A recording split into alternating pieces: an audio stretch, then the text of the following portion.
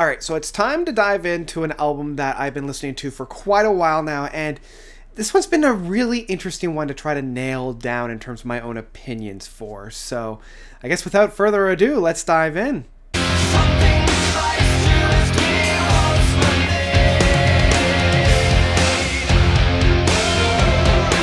Seven Seas by Barock Project. So Barock Project they've labeled themselves as being a neo-prog group from Italy. I don't know if that title really fits their MO. They definitely have certain neo-prog aspects to it. The vocal works can be very melodramatic, very operatic, very musical at times, which is really the only slice that I can see from the neo-prog. I would qualify these guys as being more modern prog. Anyway, I got into these guys during their 2017 release of Detachments. I really enjoyed what they were doing in here. It didn't quite knock me out as much as I was hoping it would, and I feel like Seven Seas has continued and grown from there. I actually enjoy Seven Seas a little bit more, and there's a lot of really amazing work on this album. I do like how they're able to blend a number of different styles. The few that I like are what I would call more of like a minstrel style, a fun poppy aspect. The ones in particular are Mirror Trick, and I want to say it's Chemit's Girl. It's the 8th track on here, as well as I Should Have Learned to Go.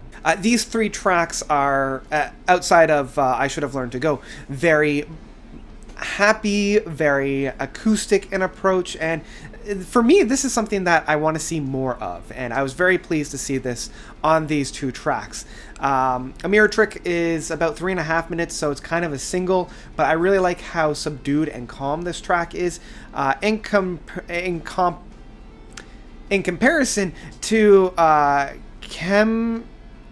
Chemit's Girl, which is also very subdued, very somber, again, very singer-songwriter, very just one person and the electric guitar. This is blended very well with I Should Have Learned to Go, which is extremely bouncy and extremely jovial. It is interesting that I Call Your Name and Moving On, the second track and the second last track, are probably my 2 weakest tracks off of this album. I feel like they're both trying to be this poppy, radio-friendly single off of the album, and they both do feel a little bit lackluster. They do feel a little bit, I don't know, less than exciting, which is interesting because the album opens up with the title track of Seven Seas, and I really like the energy that's being presented here. I love some of the interplays that we do have with the guitar work and the keyboards. Now, they never really enter in that duel that I really like with a good neo-prog album, but they do have some really fun aspects between the two. Like, the two complement one another, and I feel like they complement each other probably the most under the 4th track of Cold Fog. Cold Fog does a really great job of unifying the whole band together. There's a moment near the 4th minute of this 9-minute track that really starts to pick up and drive. Like, I love the interplay between the piano work and like the driving factors that we have within that, with the chugging guitars that we have on that, like bringing in a little bit more of a heavier atmosphere, and then the singer coming throughout and really weaving this really interesting tapestry of notes and sequences. And this is also found on a number of other tracks. The largest track of Hamburg in particular does this, maybe not to the same extent as Cold Fog. It does come to a really meaty crescendo by the end mark, but I do wonder if the length really justifies it. I mean, in comparison to a lot of other prog works at this time, it's not all that long, but it is kind of the centerpiece, and I mean that both figuratively and literally. It is kind of the halfway mark on the album, and that's something I want to touch upon a little bit more once I finish talking about the individual tracks on here, because so far, as I've mentioned, they've either been really good or just kind of mediocre, meh. Seven Seas, Cold Fog, Mirror Trick, Hamburg, Chemit's Girl, I Should Have Learned to. These tracks are probably the standout, like, and that's about half of them, right? Like, that's probably a good 5 or 6 tracks that I really enjoy. And unfortunately, the end track of The Ones, this one feels a little bit lackluster, and I do feel, and I want to get to this in a bit, that the album is structured very strangely, and it does the album as a whole a disservice because it doesn't provide a very clean listen from start to finish. I think if they kind of restructured the album a little bit, moving some of the tracks around, And this album is a little bit on the long side, I'm not going to lie. It's not ridiculously long, but I do think it's a little bit longer than what it needs to be. I think they could have shaved off 3 or 4 of these songs and not lost anything. I think it would have done a really good job to kind of tighten it up a little bit. And one in particular is The Ones. Unfortunately, The Ones, as I already mentioned, Call Your Name and Moving On, these tracks just don't really bring anything new to the table. I feel like they are just kind of retreading things that we've already heard from the band, and it doesn't do anything. Especially with The Ones being the closing track, it doesn't feel like an ending. It feels like a play out, and I just don't really feel it all that much. Now this last track, this is the track that I haven't mentioned yet, and for good reasons. I really want to call this the Steven Wilson track. But this is Brain Damage. Brain Damage being the 7th track on here. This does feel like it's a closing track. And when I get to Brain Damage, I want the album to end, even though the 2 songs that follow it up, as I've already mentioned, the Chemet's Girl and I Should Have Learned To.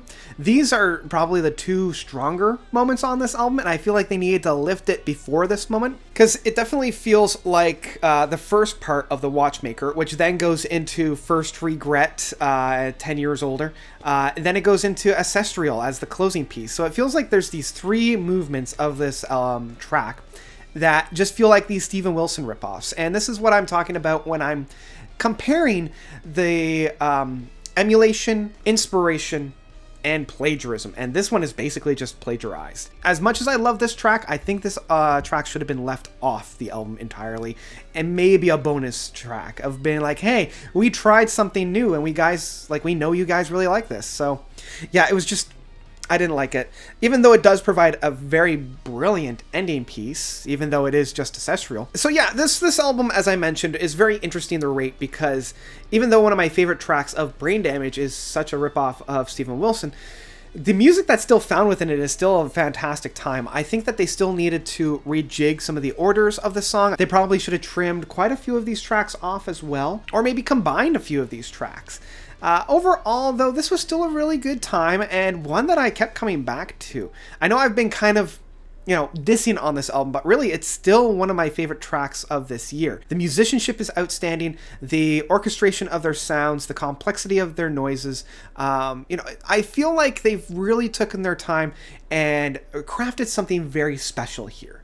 It's one that I highly recommend, even if you have to kind of suss out some of those, because the good does far outweigh the bad on this album in many respects. So yeah, this is one that I would probably download. This is a very easily downloadable album. I thoroughly enjoyed it. I enjoyed it more than my rating is kind of saying. This band still has a little bit to kind of nail down, but I still also believe that this is probably their strongest work to date. So that's about it for the 7 Seas by Barock Project. What did you guys think? Did you love it? Did you hate it? Whatever you thought, let me know of your own comments by commenting down below. Thank you guys so much for watching. As always, you guys are definitely the best. And until next time, notes out.